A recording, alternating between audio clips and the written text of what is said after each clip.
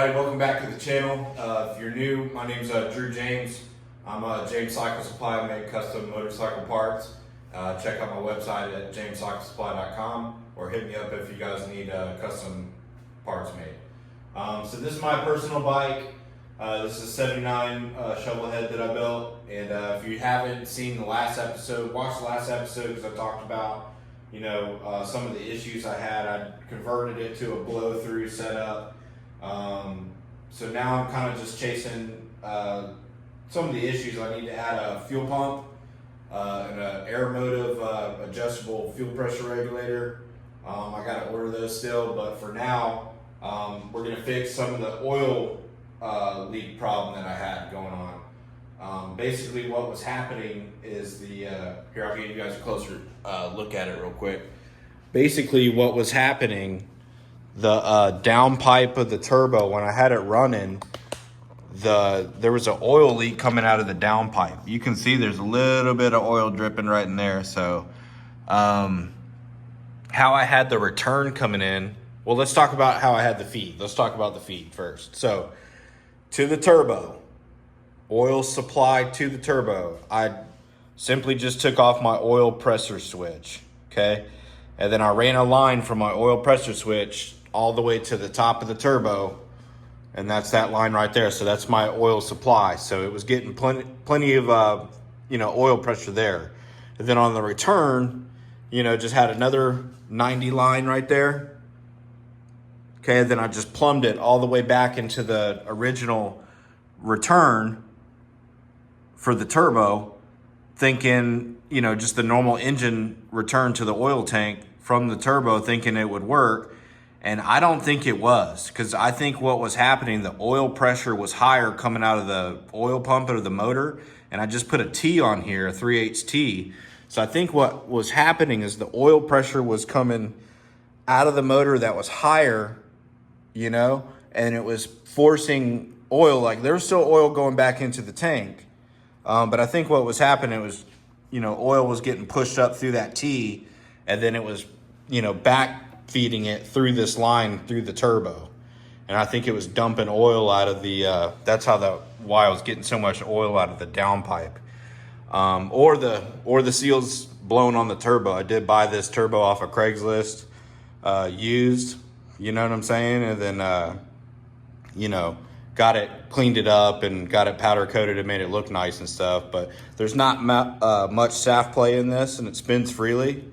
So I'm thinking it was just too much, somehow, some way there was too much oil getting pushed up through there. So today I'm gonna try to, I need to make a bung and then just make a separate return to the oil tank for the turbo. So just completely eliminate it and then just put a normal line like you normally would, for the return line anyway.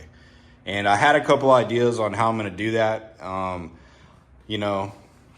Let's go to the other side of the bike. My first idea was to just take my timing plug out and then make a fitting with a 3/8, barb fitting on there, and then just return it right into there, which would work pretty good. But the only problem with that is my threads on the timing cover are really worn out, you know what I mean? So I don't think that it would hold a seal, and I didn't want to damage this by trying to tighten it up, because when I tighten up, it's not stripped, but it's close, So I don't want to mess with that, so I'm just gonna route it right to the oil tank.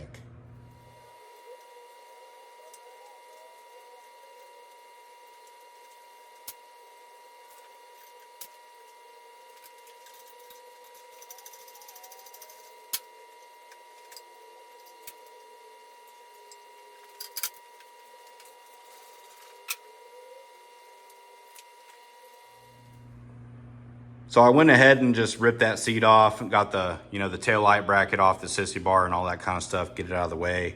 And kind of seeing what my options are, I went ahead and I ran a hose to the inside of the oil tank. And my thinking is, I could weld a fitting, this 3/8 fitting, drill a hole, and then just weld it directly in there, but it's going to mess up the chrome. You know what I mean? And then you'll see another hose right here. And this is a kind of nice oil tank. You know, it's already chrome. And so what I'm thinking is welding it onto the top of this for the return, or on the inside here. But I'm kind of leaning on the inside, because if I, drilled a hole and I dropped that in, it was kind of like recessed in here like that, I'd have to make another 90 bend, and it would be kind of weird for it to, go up, over, and down, So I'm kind of thinking picking a spot on the inside right here and then just welding that in. And, I have two options. I just went ahead and I ran a 3/8 hose through here just to see if it would fit, because what I was thinking, this line on the turbo, I don't know if you can see it, but it's not a 3/8. I don't know what the hole size is, but it's smaller. As you can see, this line's a lot smaller. So if, I'd rather use this line because I already got it, and I can just reconnect it to this 3AN fitting right here. And hopefully that'll work. It should work. But if I need to put a bigger hole in it because maybe it's just not enough flow, you know what I mean? The hole's not big enough for the pressure to flow back, and I need to open it up to a 3/8, then I can just simply add another 3/8 fitting and run a 90, and then I can just switch it to a normal hose, if that makes sense. But I'm really kind of leaning towards drilling a hole in the oil tank, picking a spot, you know what I mean, and keeping it hidden. So that way I don't have like another fitting thing sticking off and you won't see the burnt chrome, and because I'm going to have to weld to that. So, but yeah, I just kind of ran this line just to see if I did have to switch it to a bigger 3/8 line, I'm going to have to make a bracket to hold this, and probably off of the engine mount or something like that, so it's not Jimmy rigged looking. But I would prefer to run it, the same line I already had out of this, and maybe I might have to get a longer one and then just reroute it back up behind the oil tank so you don't even see it. So yeah, I think I'm just going to do that. I got to pick a spot though, and I got to think about, best spot to be able to put a wrench in there and tighten those fittings up tightly. So that's another thing I got to consider. So next thing I'm going to do is just going to go ahead. I've drained most of the oil out of this because I had the line off and most of it came out, but I'm going to drain the rest of the oil that might be sitting back in here. And then, I'll pick a spot, and then I'll take the oil tank out, and then we'll weld that up and slap it all back together, see how it worked out. All right, so I'm going to go ahead and drain out some of this oil.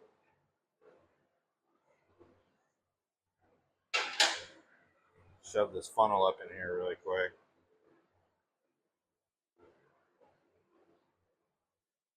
And I always forget to add another rag in case my hands get all oily.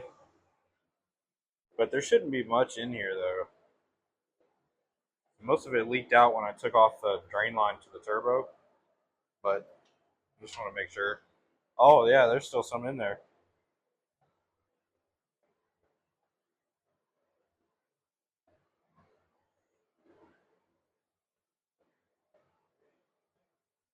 Not much, but still.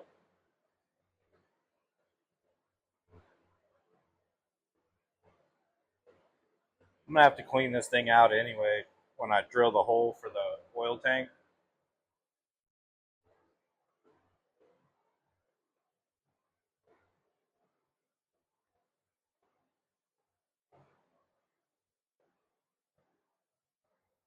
Wish there's a way I could prop that up. All right, we'll let that drain for a little bit longer, and the next thing I want to do is get some more room uh, for my hands to get in to take those oil lines off. So I'm going to go ahead and take that exhaust off.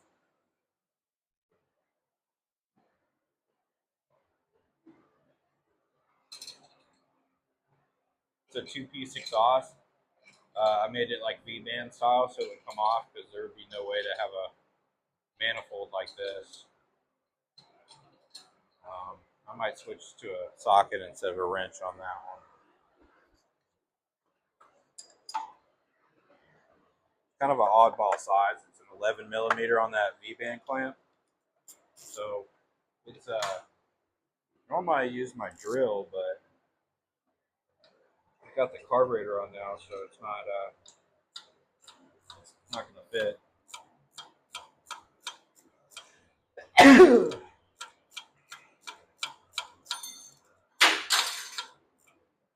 The heck was that? Something fell. Maybe I dropped something over there. Oh, the net cup. I sneezed. You guys see that? I sneezed so hard that the net cup fell off the top of the frame. Maybe it'll stay up there.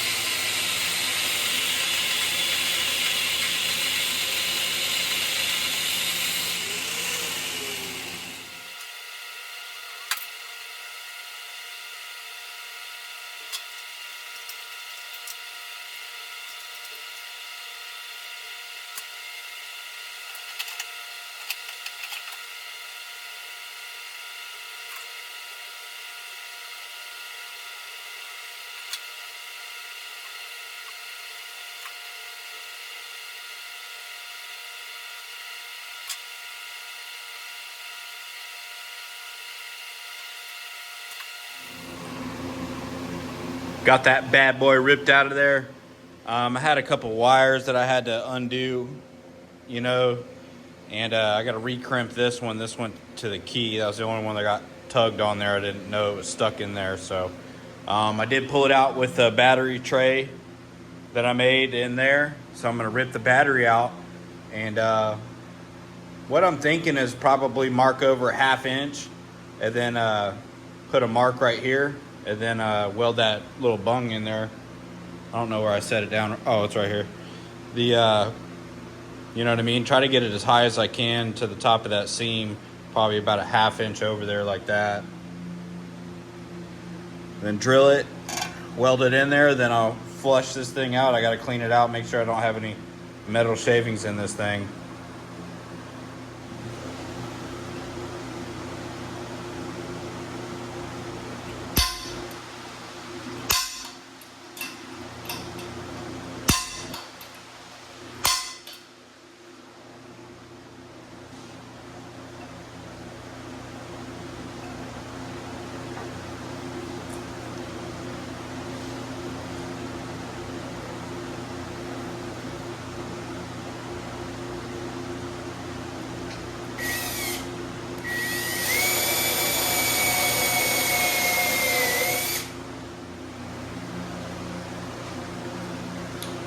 All right, got that hole drilled out. I went ahead and I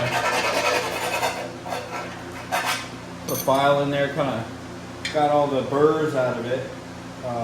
Obviously, I'm gonna have to clean it out, but now we're probably just, I went ahead and I tightened this up all the way. That way I know if I set it in here like this and I put this fitting back on, it'll be at a 90 degrees. Because if I just weld it in wherever, when I thread this back on, this might be kicked out this way, tightened down completely. If that makes sense. So what I'm gonna do is I'm gonna go ahead and throw that in there and then weld it up.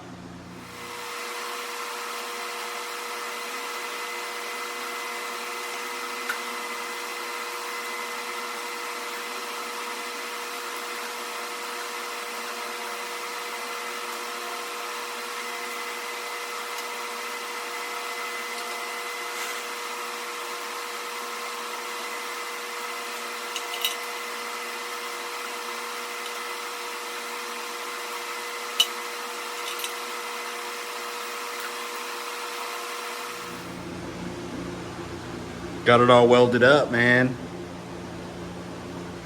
It's a stainless bung, so I used a stainless rod on it, so.